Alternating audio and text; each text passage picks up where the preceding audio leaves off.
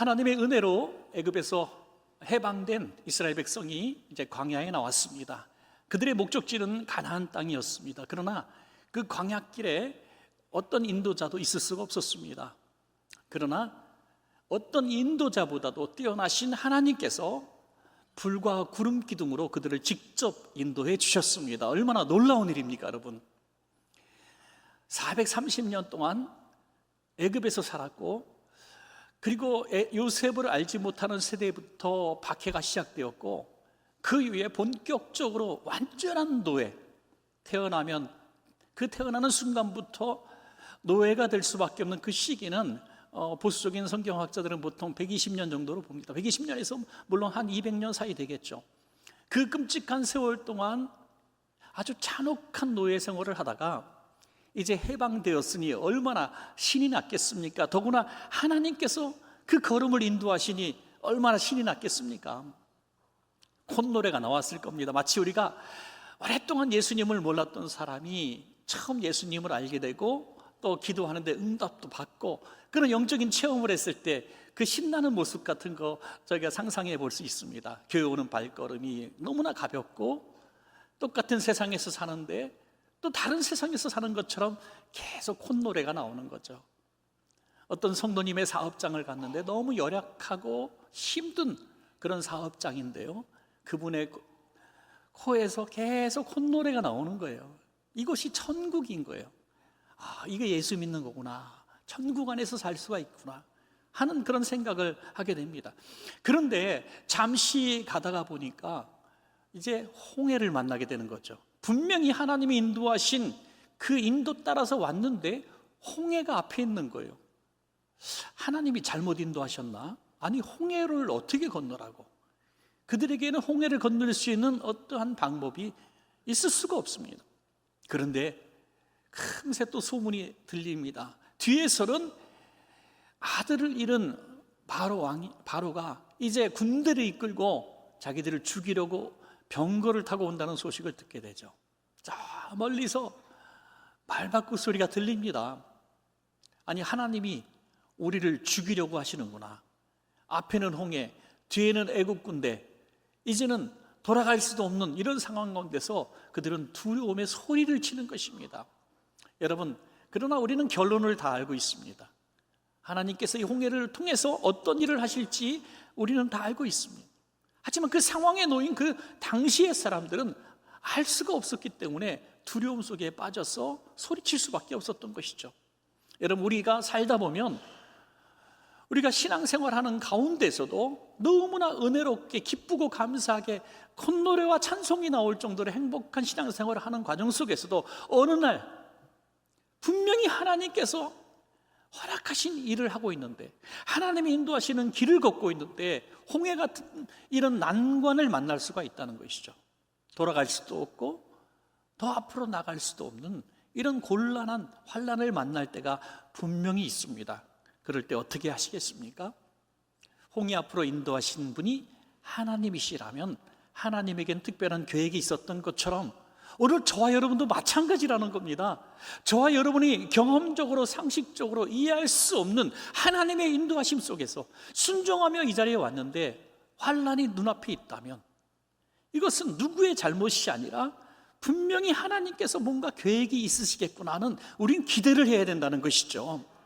오늘 여러분 앞에 내가 신앙생활 잘했는데도 불구하고 질병이 오고 사업이 어려움을 당하고 또 여러 가지 관계가 어그러지고 깨어지고 너무 힘든 마음으로 이 자리에 계신 분 계십니까? 내가 죄를 지어서 그런가? 내가 뭘 잘못해서 그런가? 이렇게 자책하고, 아니 누구 때문이라고 원망하고 불평하고 하나님을 향해서 섭섭함을 이야기하는 그런 시간이 되어서는 안 된다는 것이죠. 분명한 것은 오늘 말씀의 제목처럼 홍해로 하나님이 인도하신 것처럼 우리의 삶을 한 걸음 한 걸음 인도해서 지금 이 자리에 서 있는 것입니다. 그렇다면 하나님이 행하실 일을 기대해야 될 줄로 믿습니다, 여러분. 그래서 첫 번째 생각할 것은 홍해로 인도하신 이유가 무엇일까 하는 것이죠. 빠른 길, 쉬운 길이 있는데 왜 홍해로 인도하셨을까요? 작은 첫 번째는 하나님의 백성으로 훈련을 시키시기 위함이었다 하는 것이죠. 지금은 오랜 세월 동안 노예로 살았습니다. 그들은 오직 주인의 말에 따라서 움직였습니다. 가라면 가고 오라면 오고 또 잠을 자라면 자고 쉼이 없었습니다. 애굽의 노예였습니다. 그리고 또 작은 일을 행할 때에도 자기가 주인이었습니다. 내가 하고 싶은 대로 또 할 수 있는 어느 정도가 있었을 것입니다. 그런데 이제는 애굽의 노예도 아니고 자신을 다스리는 주인이 되는 것도 아니라 자신들을 죄와 사망에서 구원하신 하나님의 소유가 되었기 때문에 하나님의 백성답게 살아야만 했던 것이죠.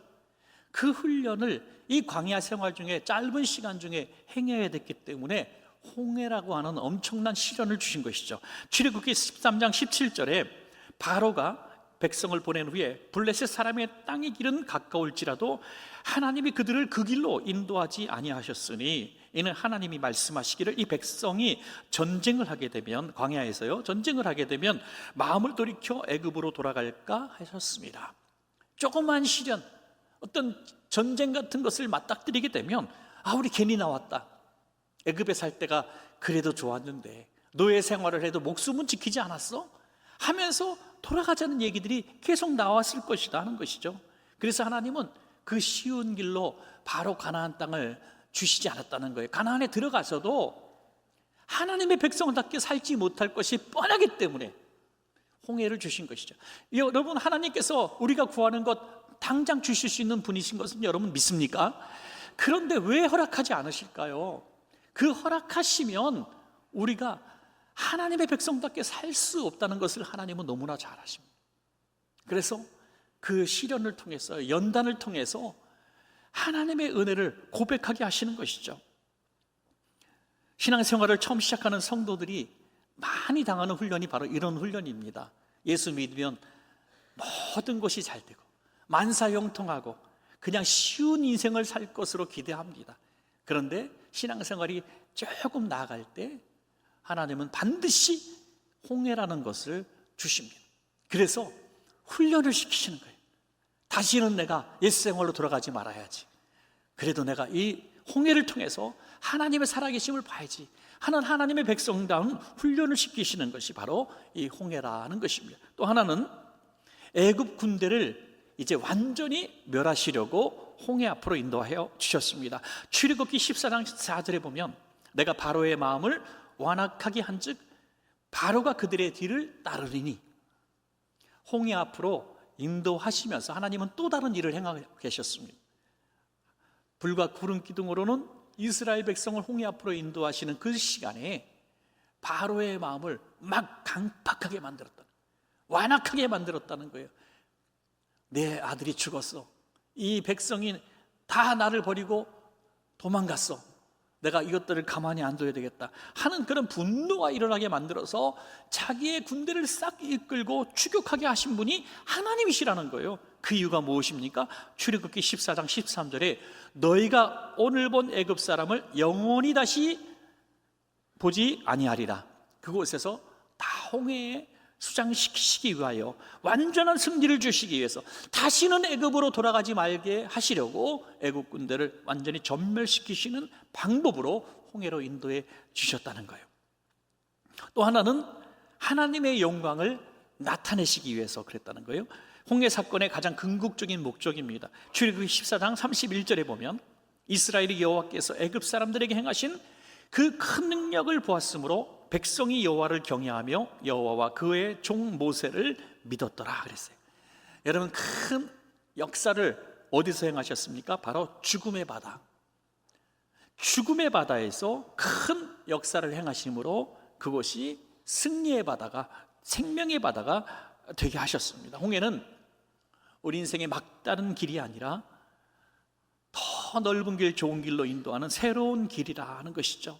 하나님은 길을 만드시는 분이십니다. 여러분, 우리가 걸어보지 못한 길이라고 길이 없는 것이 아닙니다. 내 인생 경험, 누군가에게 나에게 줄 수 있는 영향력, 나를 이끌어 줄 수 있는 도움, 이런 것들을 통해서 우리가 갈 수 있는 길은 아주 제한적이고 또 한계가 많습니다. 그러나 하나님께서 홍해 앞으로 인도해 주셨을 때는 누구도 상상하지 못했던 새로운 길을 만드시기 위해서 불러주신 거죠. 바로 홍해 너머로 인도하시기 위한 하나님이 만드신 길이 그곳에 예비되어 있었다는 것입니다. 그러므로 이런 사건을 통해서 야, 하나님은 정말 살아계시는구나, 하나님께 영광을 돌리도록 하나님이 이 홍해 앞으로 인도해 주셨다는 것이죠. 우리는 이 홍해 앞에서 넘어지느냐, 홍해 앞에서 승리함으로 하나님이 정말 살아계시구나 하고 영광 돌리느냐, 우리 그런 막다른 길에 서 있는 것입니다. 이스라엘 백성은 비록 원망하고 불평했지만 우리 성도님들은, 홍해 앞에 서 계신 여러분들은 홍해 너머를 바라보시고 반드시 하나님이 그 길을 열어주실 것을 기대하시길 바랍니다, 여러분. 그런데 두 번째로 생각할 것은 홍해 앞에 선 이스라엘 백성들의 모습을 보면서 우리가 또 교훈을 받게 되죠. 그들의 잘못된 모습을 통해서 거울 치료라고 그러죠. 우리가 서로 보게 되는 것입니다.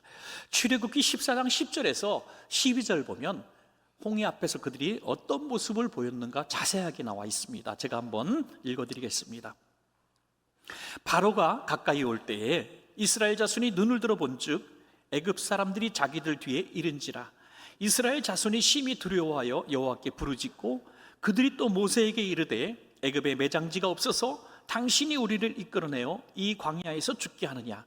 어찌하여 당신이 우리를 애굽에서 이끌어내어 우리에게 이같이 하느냐? 우리가 애굽에서 당신에게 이른 말이 이것이 아니냐? 이르기를 우리를 내버려 두라. 우리가 애굽 사람을 섬길 것이라 하지 아니하더냐? 애굽 사람을 섬기는 것이 광야에서 죽는 것보다 낫겠노라. 믿음 없는 사람, 하나님 보실 때 참 부끄러운 모습을 보이는 사람의 모습을 다 보여주고 있습니다. 오늘 혹시 우리 앞에 있는 홍해 앞에서 질병이나 예기치 못한 사건이나 이해할 수 없는 홍해바다 앞에 서 계신 분이 계시다면 이 이스라엘 모습 보면서 나는 절대로 그래서는 안 되겠다 하는 그런 깨닫는 시간이 되었으면 좋겠습니다. 그들은 첫 번째로 큰 두려움에 빠졌어요. 여러분, 두려움은 상황과 형편을 보면서 생기는 것 같지만 이것은 영적으로 볼 때 하나님이 주신 마음은 절대로 아닙니다. 어떠한 홍해 같은 두려움 앞에서 두려움이 확 와서 죽을 것 같고 망할 것 같고 끝난 것 같고 잠 못 이루고 신경쇠약에 걸리고 끙끙 앓게 되는 내 모습을 바라본다면 이건 하나님이 주신 마음이 아니에요, 여러분. 그 두려움은 마귀가 주는 마음입니다. 오늘 이스라엘 백성은 그 두려움 가운데 어떻게 했어요? 하나님께 부르짖었다 그랬는데 이 부르짖는 것은 기도가 아니에요. 하나님, 당신은 어디 계십니까? 왜 나한테 이러세요? 어떤 성도님 너무 속상하니까 물론 그렇게 기도했겠죠. 하나님, 나한테 왜 이래요? 진짜 하나님 너무하십니다. 투정을 부리. 하나님 진짜 너무하세요. 왜 나한테만 그러세요?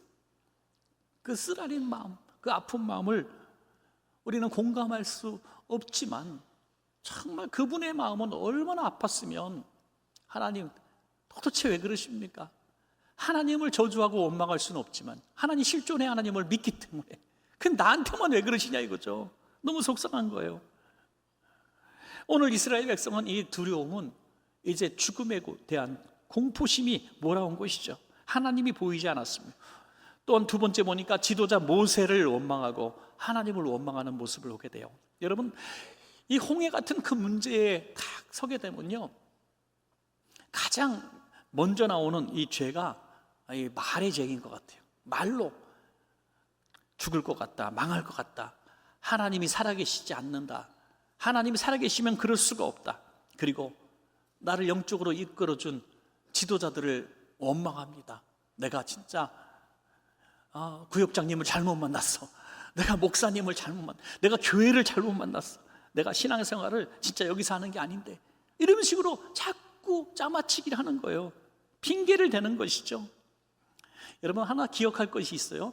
이스라엘 백성이 광야에서 가나안 땅으로 가는 길에 수많은 범죄가 있었지만 하나님이 많은 부분을 용서해 주셨습니다. 그런데 어떤 큰 대가를 치러야만 용서받는, 넘어가는 그런 죄악이 두 가지가 있었어요. 이건 절대로 행하시면 안 될 거예요. 하나는 우상숭배였습니다. 금송아지 만들고 이것이 우리를 인도했다고 할 때 하나님은 크게 진노하시사 많은 백성을 심판하셨습니다. 또 하나는 하나님을 향해서 원망하는, 이 원망의 소리를 하나님은 들으셨습니다. 그래서 반드시 심판하셨습니다. 여러분, 어떠한 홍해 같은 문제가 있어도 두 가지는 절대 해서는 안 돼요. 야, 여기가 아닌가벼 그러면서 다른 종교로 간다든지, 부족을 사서 베개 속에 집어넣는다든지, 그런 일들을 해서는, 연초에 내가 신앙생활을 하지만 조금 딸리는 것 같으니까 점이라도 한번 봐야 되겠다, 이런 거.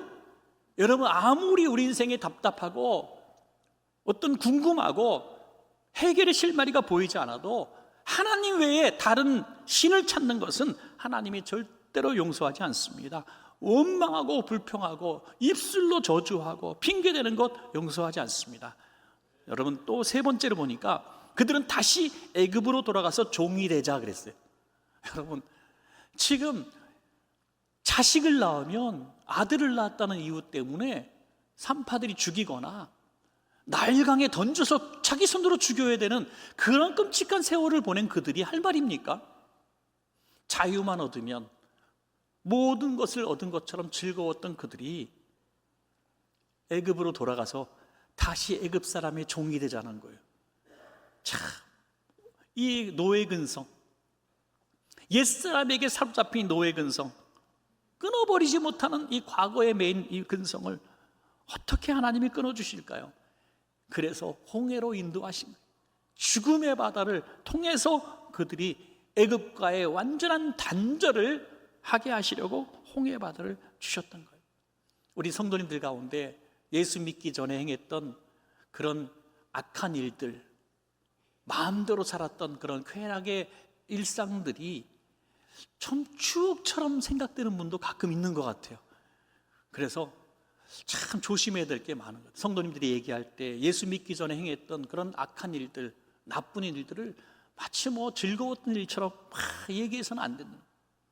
성찬식 할 때도 너무 센 거 하지 말라고 목사님들이 얘기하시더라고요. 술 끊은 지 10년이 됐는데 성찬식을 딱 하니까 갑자기 자기도 모르게 소리가 나오는 거예요. 자기도 모르게 소리. 그럼 내가 왜 이래? 그리고 집에 가는 길에 소주병 하나를 사갖고 들어가는. 여러분, 이 과거란 게요, 이게 하루아침에 끊어지는 게 아닙니다.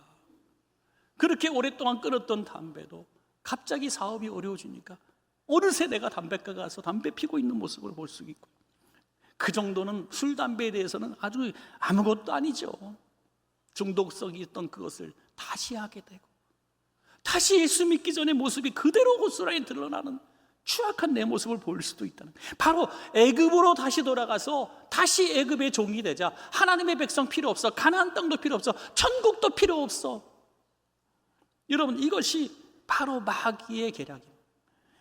큰 환난 앞에 놓였을 때 마귀도 이렇게 자기 나름대로 역사한다고 하는 거죠. 여러분, 과거는 애굽이고 미래는 가나안, 과거는 노예고 미래는 자유입니다.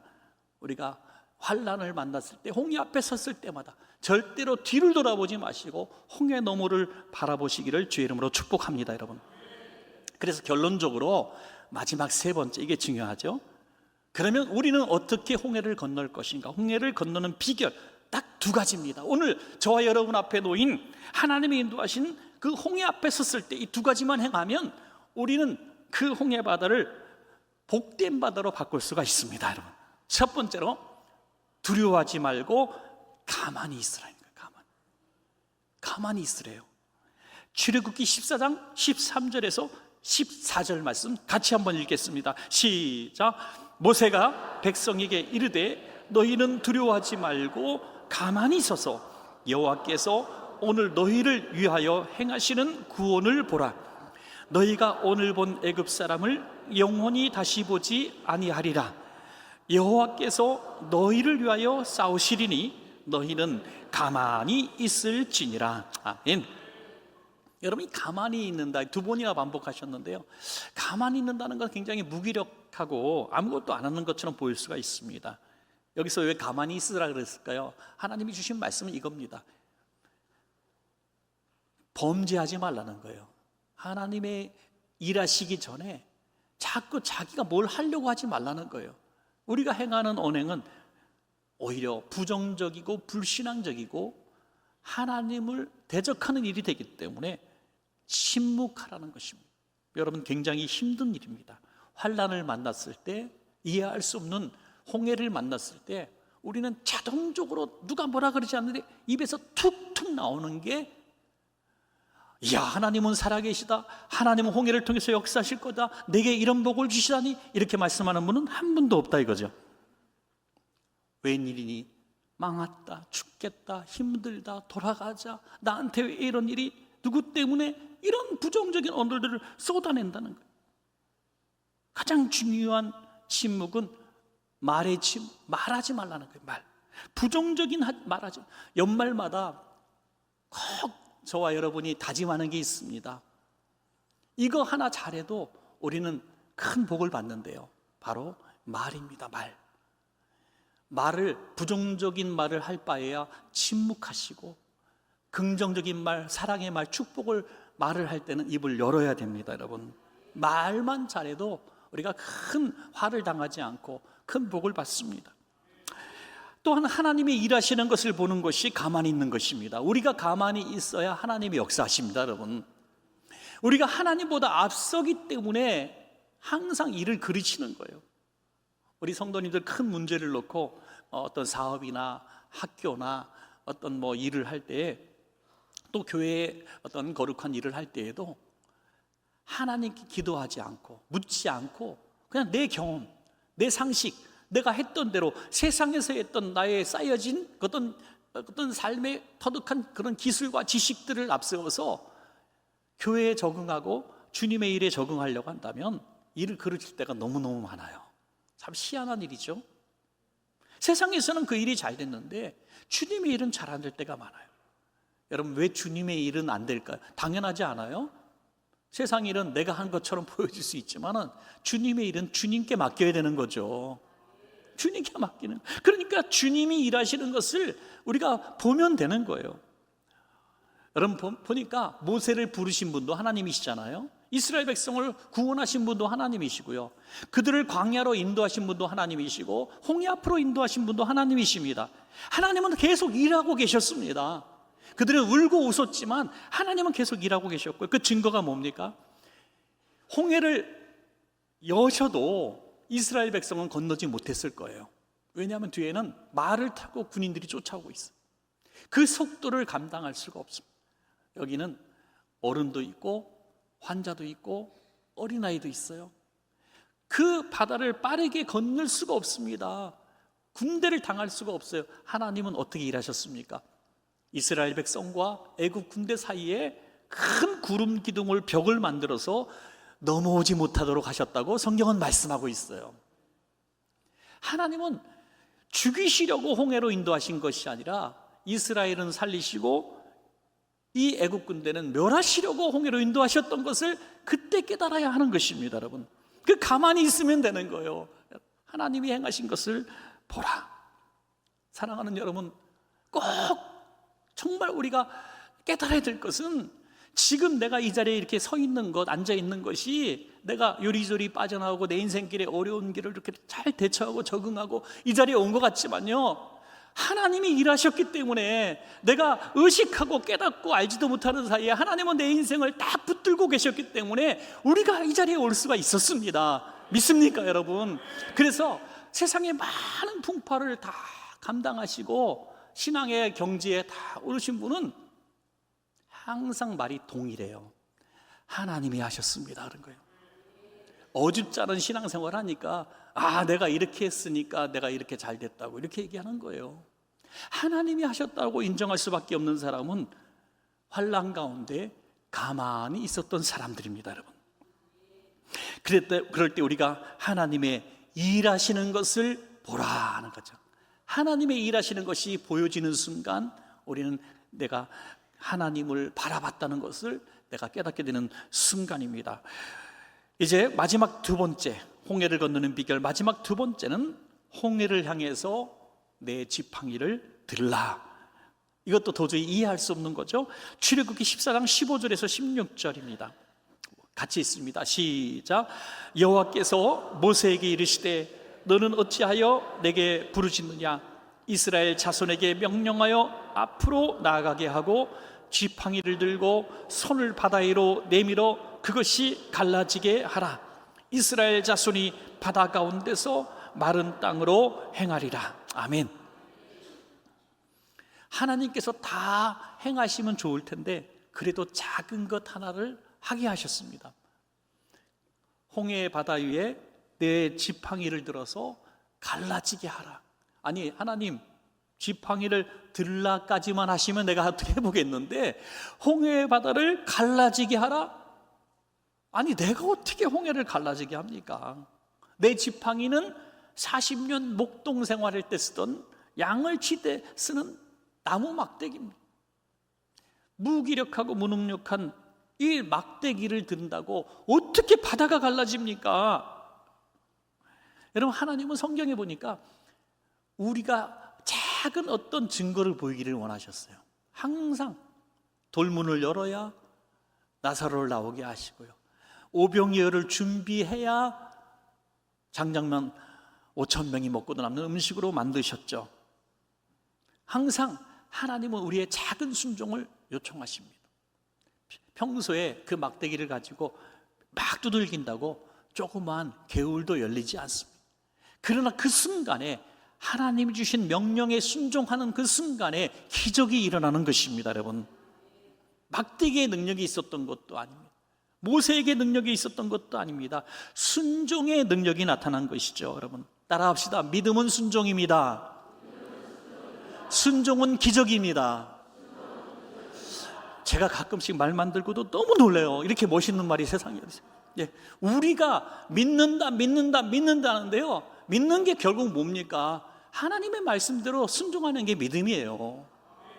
그리고 하나님의 말씀대로 살아가다 보면 기적을 경험하게 되는 것은 당연한 것입니다. 여러분, 출애굽기 14장 21절에 모세가 바다 위로 손을 내밀매 여호와께서 큰 동풍이 밤새도록 바닷물을 물러가게 하시니 물이 갈라져 바다가 마른 땅이 된지라. 아멘.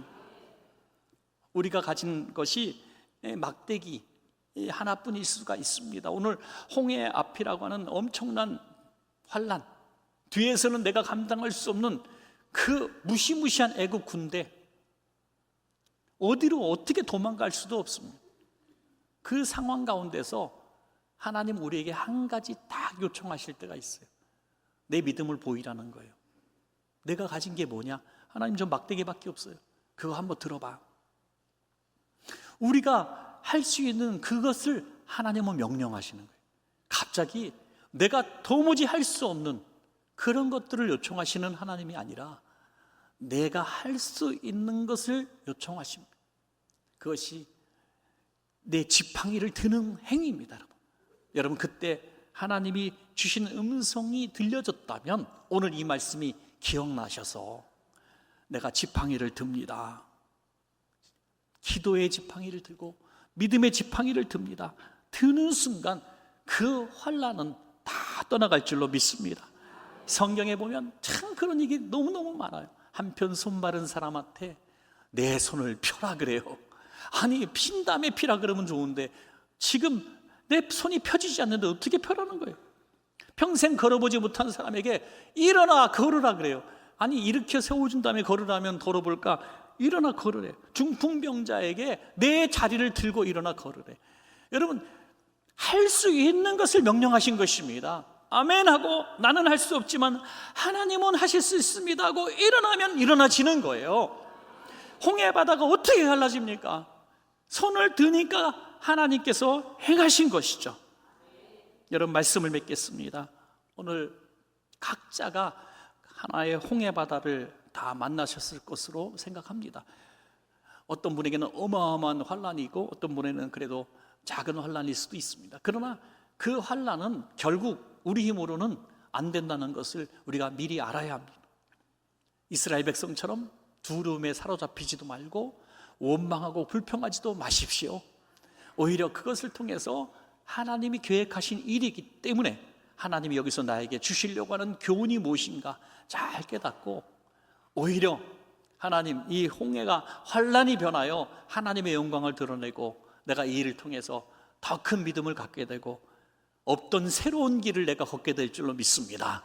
이런 선포가 있게 된다면 여러분, 오늘 바로 그 홍해 바다가 축복의 바다로 변화될 줄로 믿습니다.